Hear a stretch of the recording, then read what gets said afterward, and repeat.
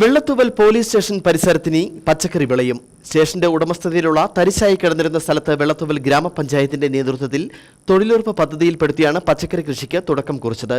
ഗ്രാമപഞ്ചായത്ത് പ്രസിഡന്റ് ഷിബി എൽദോസ് പദ്ധതിയുടെ ഉദ്ഘാടനം നിർവഹിച്ചു. വെള്ളത്തുവൽ പോലീസ് സ്റ്റേഷൻ പരിസരത്ത് തരിശായി കിടന്നിരുന്ന ഭൂമിയിലാണ് പച്ചക്കറി കൃഷി ആരംഭിച്ചിട്ടുള്ളത്.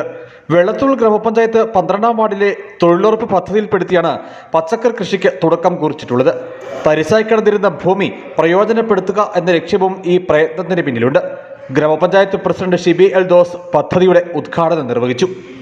വിഷരഹിത പച്ചക്കറിത്തോട്ടം, അതും പോലീസ് സ്റ്റേഷൻ്റെ ഈ തരിശായി കിടക്കുന്ന ഈ ഭൂമി കണ്ടെത്തി അവിടെ നടാനായിട്ട് എടുത്ത നേതൃത്വം നൽകിയ വാർഡ് മെമ്പർ, അതേപോലെ തന്നെ കൃഷി ഓഫീസർ, നമ്മുടെ NRGയിലെ ഉദ്യോഗസ്ഥർ എല്ലാവരും അഭിനന്ദനം അർഹിക്കുന്നു.